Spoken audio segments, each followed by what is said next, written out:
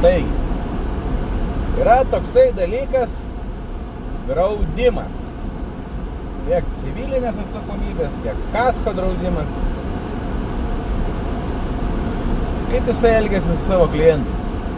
Turbūt ne vienas esat patyręs eismo įvykį ir gavęs išmoką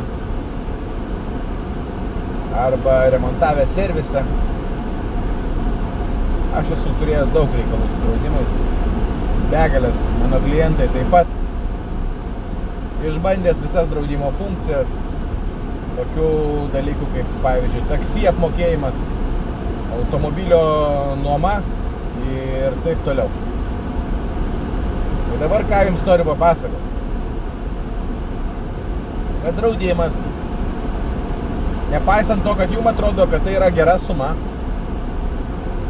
niekada jums nepasiūlys geros sumos. Jisai sakys, rinkitės remontuoti mūsų autorizuotame servise. A servisu jisai jau sumokės, kiek servisas paprašys. Bet, žinokit, servise remontuoti jum neapsimoka. Nes kiekvienas mes turim gerų pažįstamų, gerų servisų, kurie dirba už protingas kainas, galime pasiimti iš draudimo pinigus ir už tas protingas kainas susiremontuoti ir dar likti neblogam pliuse už tai, kad kentėjom be mašinos ir taip toliau. Kaip tai padaryti? Ogi paprasčiausiai gaunat pirmą pasiūlymą su išmoka ir sakot, aš su ja nesutinku, nes buvau autorizuotam servise ir man pasiūlė remonto sąmatą tokią.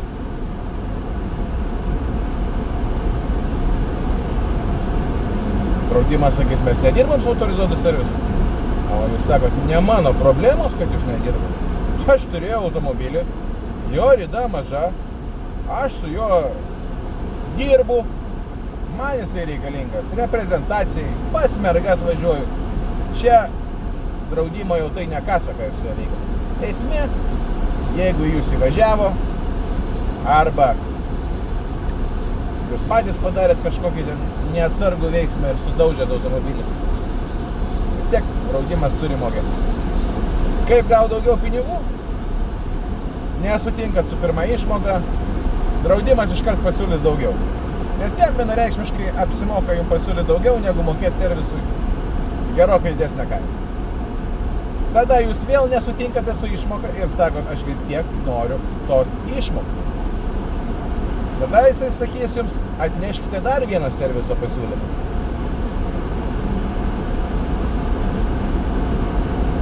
Einat, atnešat dar vieno gero prabangaus serviso pasiūlymą ir jisai jums pasiūlys išmokėti vidurkį.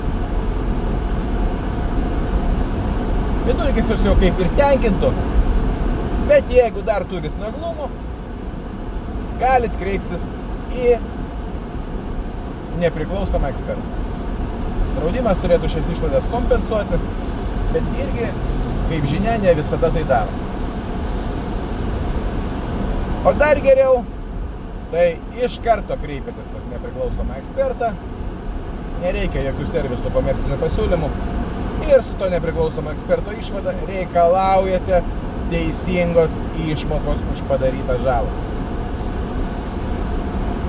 Šios schemos išmokino mane labai turtingas žmogus, kurį aš labai gerbiu ir dalinuosi su savo sekėjais, kad ir jūs gyventumėt gerai, teisingai, taip kaip jums pridera ir priklauso. Tai vat, sėkmės bendraujant su draudimais.